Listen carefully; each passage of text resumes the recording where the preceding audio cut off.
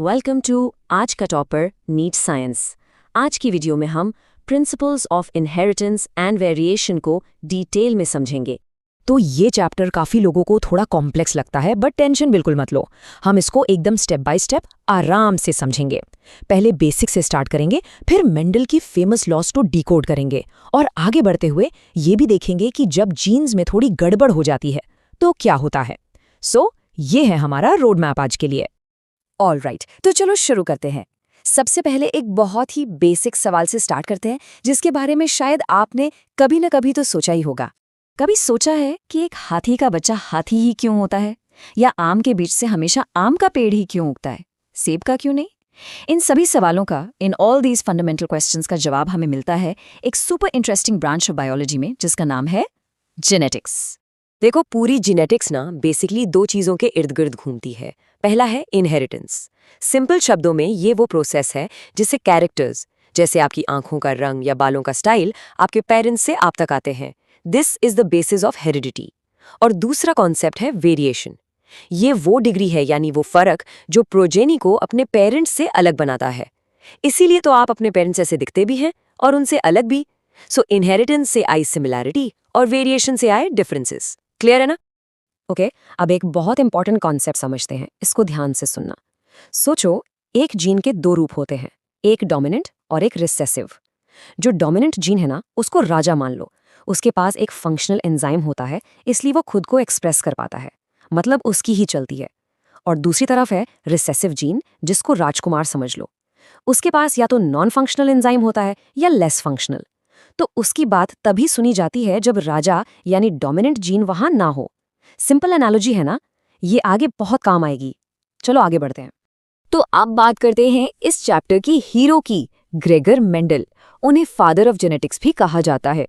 वो एक मंक थे जिन्होंने गार्डन पी प्लांट्स पर इतने कमाल के एक्सपेरिमेंट्स किए कि उन्होंने जेनेटिक्स की फाउंडेशन ही रख दी।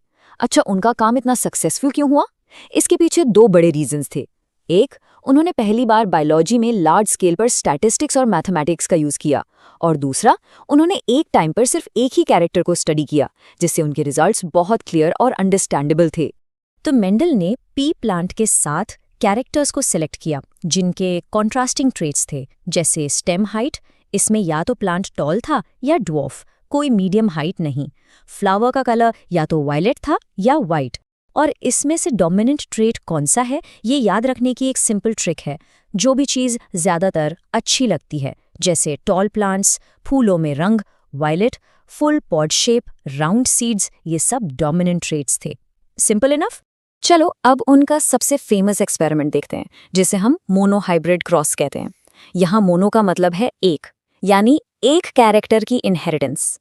उन्होंने क्या किया, एक प्योर टॉल प्लांट जिसका जीनोटाइप टीटी था लिया और उसे एक pure dwarf plant genotype small TT से क्रॉस करवाया। अब गेस करो, F1 जनरेशन में क्या हुआ? सारे के सारे प्लांट्स टॉल निकले।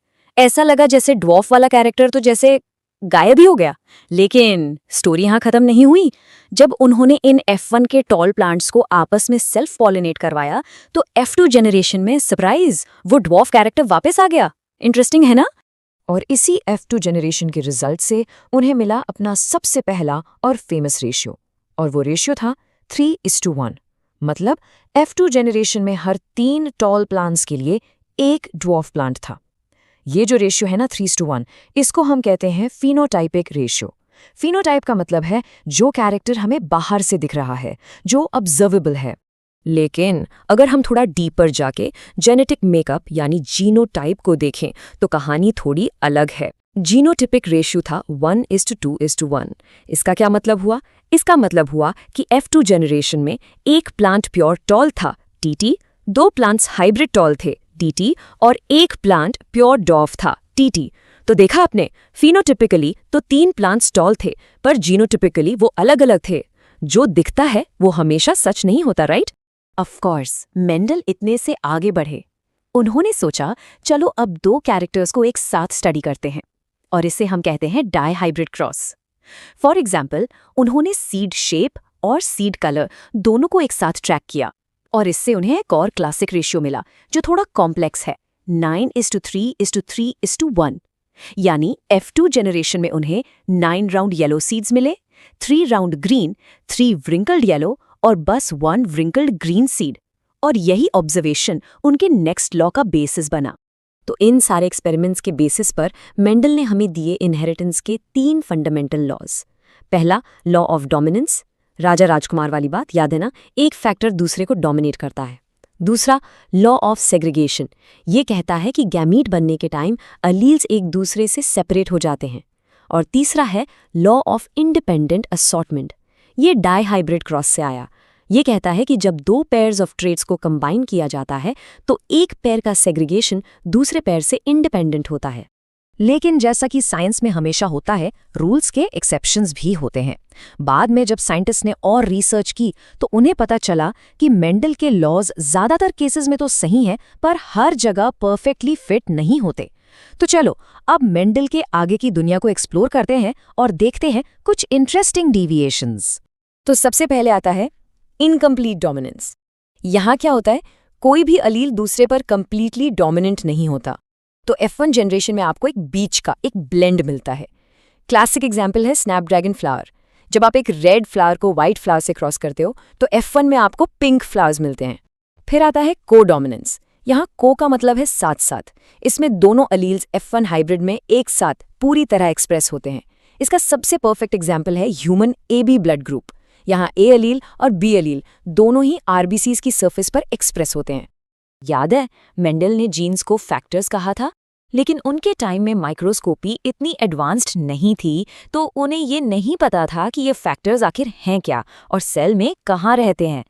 तो साइंस के सामने अगला बड़ा सवाल यही था, what is the physical basis of heredity? और इसका जवाब मिला क्रोमोसोम्स की डिस्कवरी से।